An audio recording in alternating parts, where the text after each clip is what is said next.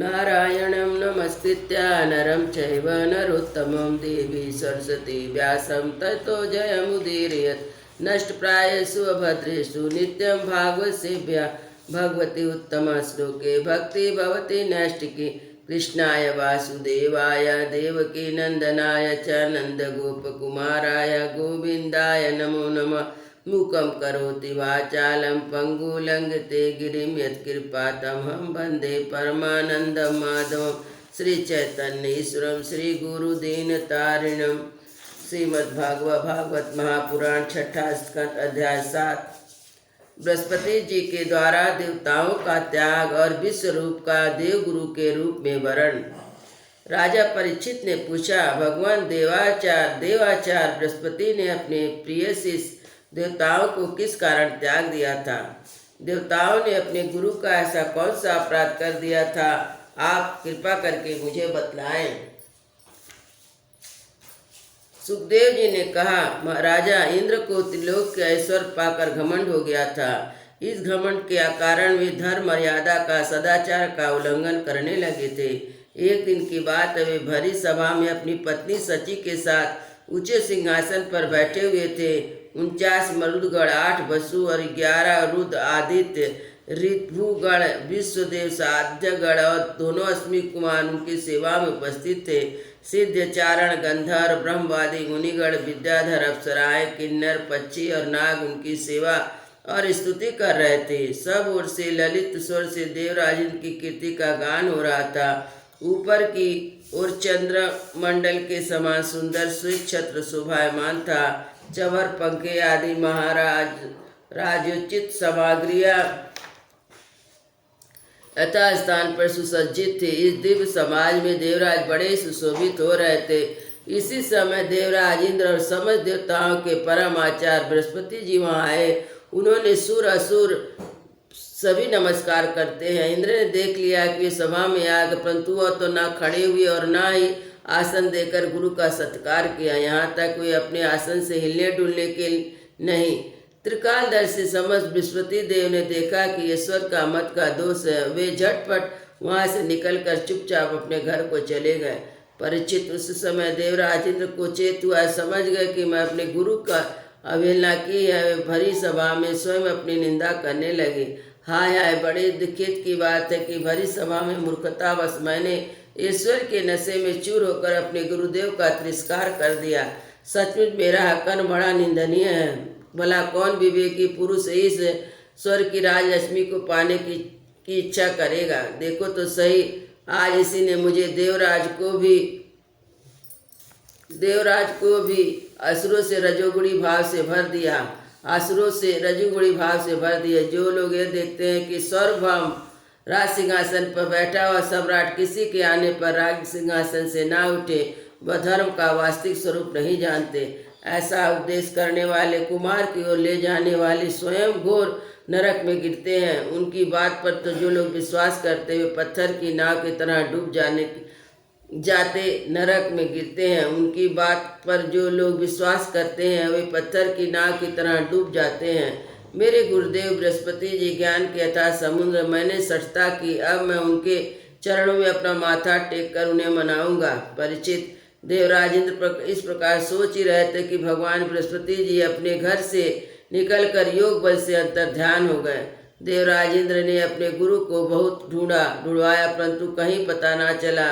परंतु ये गुरु के बिना अपने को सुरक्षित ना समझकर देवताओं के साथ अपनी बुद्धि के अनुसार स्वर की रक्षा का उपाय सोचने लगे, परंतु ये कुछ भी सोच ना सके। उनका चित्त अशांत ही बना रहा।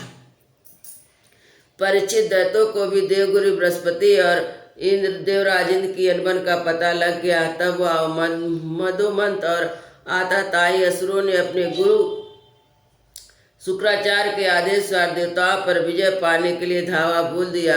उन्होंने देवताओं पर इतने तीखे तीखे बाणों की वर्षा की और उनके मस्तक, जंघा, बाहु आदि अंग कट गिरने लगे। तब इंद्र के साथ सभी देवता सिर झुकाकर ब्रह्मा जी के शरण में गए। स्वयंभू एवं समर्थ ब्रह्मा जी ने देखा कि देवताओं की तो सचमुच बड़ी दुर्दशा हो रही, अतः उनका हृदय अत्यंत करुणा से भर गया और देवताओं को धीरज बधाते हुए उन्होंने कहा, ब्रह्मा जी ने कहा, देवता, बड़े खेद की बात है, तुम लोगों ने बहुत बुरा काम किया। अरे अरे, तुम लोगों ऐश्वर्य के मध्य से अंधे होकर ब्रह्म ज्ञानी वेदक और संयमी ब्राह्मण का सत्कार नहीं किया। देवता, तुम्हारी उसी अनीति का फल है कि आज समृद्धिशाली होने पर भी तुम अपने निर्बल शत्रु के सामने नीचा देखना पड़ रहा। देवराज, देखो, तुम्हारे शत्रु भी पहले अपने गुरुदेव शुक्राचार्य का तिरस्कार करने के कारण अत्यंत निर्मल हो गए थे, परंतु अब भक्तिभाव से उनकी आराधना करने से फिर धन जन से संपन्न हो गए हैं। देवताओं, मुझे तो ऐसा मालूम पड़ता है कि शुक्राचार्य को अपनी आराध्य देव बनाने वाले दैत्य लोग कुछ दिनों में मेरे ब्रह्मलोक को भी छीन लेंगे। भृंगवासियों ने इस अर्थशास्त्र की पूरी शिक्षा दे रखी है। ये जो कुछ करना चाहते हैं उसका भेद तुम लोग को नहीं मिल पाता। उनकी सलाह बहुत गुप्त होती है। ऐसी स्थिति में स्वर्ग तो समझते ही क्या, चाहे जिस लोग को जीत सकते हैं। सच है, जो श्रेष्ठ मनुष्य ब्राह्मण गोविंद और गौ को अपना सर्वस्व मानते हैं, जिन पर उनकी कृपा रहती है, उनका कभी अमंगल नहीं होता। इसलिए अब तुम लोग शीघ्र ही त्वष्टा के पुत्र विश्वरूप के पास जाओ, उन्हीं को सेवा करो। और सच्चे ब्राह्मण तपस्वी और संयमी हैं। यदि तुम लोग उनके असुरों के प्रति प्रेम का क्षमा कर सकोगे तो उनका सम्मान करोगे तो तुम्हारा काम बना देंगे। श्री सुखदेव जी कहते, परीक्षित, जब ब्रह्मा जी ने देवताओं से इस पर कहा तब उन्होंने उनकी चिंता दूर हो गई। वे त्वष्टा के पुत्र विश्वरूप ऋषि के पास गया, उन्हें हृदय से लगाकर यूँ कहने लगे। देवताओं ने कहा, बेटा विश्वरूप, तुम्हारा कल्याण हो। हम तुम्हारे आश्रम पर अतिथि के रूप में आए हैं। हम एक प्रकार से तुम्हारे पिता रहे, इसलिए तुम हम लोग के समायोचित अभिलाषा पूर्ण करो।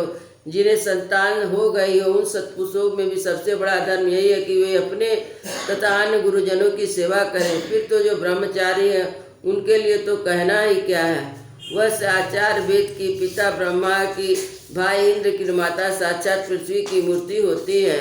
इस प्रकार बहन दया की, अतिथि धर्म की, अभ्यागत अग्नि की और जगत के सभी प्राणी अपनी आत्मा की ही मूर्ति, आत्मस्वरूप होते हैं। पुत्र, हम तुम्हारे पिता हैं। हाँ, इस समय शत्रुओं ने हमें जीत लिया है।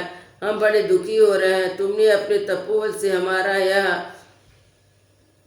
दुख दारिद्र पराजय टाल दो। पुत्र, तुम हम लोग की आज्ञा का पालन करना चाहिए।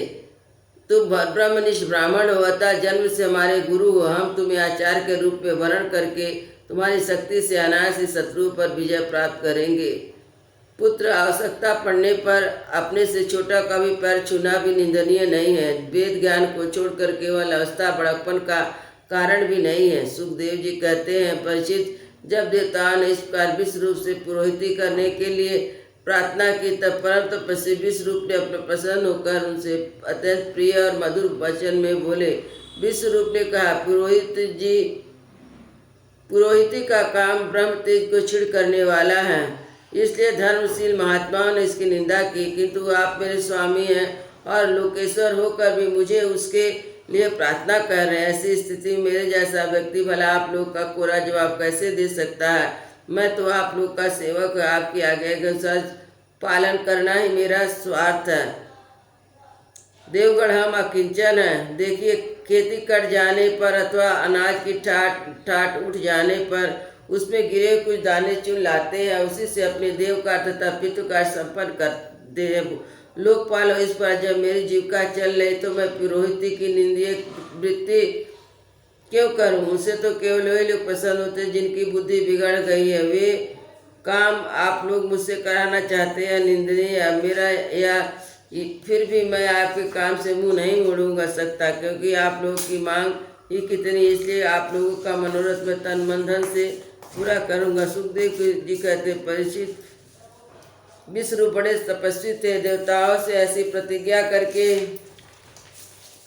उनके वरण करने में बड़ी लगन के साथ उनकी पुरोहिती करने लगे। यद्यपि शुक्राचार्य ने उन्हें नीति बल से असुरों की संपत्ति सुरक्षित कर दी थी, फिर भी समस्त विष्णु अपने वैष्णव विद्या के प्रभाव से उनसे यह संपत्ति छीन कर देवराज इंद्र को दिला दी थी। राजन, जिस विद्या से सुरक्षित होकर इन दशरथों की सेना पर विजय प्राप्त की, उसका उदार बुद्धि विश्वरूप ने उन्हें उपदेश किया था। वृंदावन बिहारी लाल की जय। जय श्री राम लाल की जय।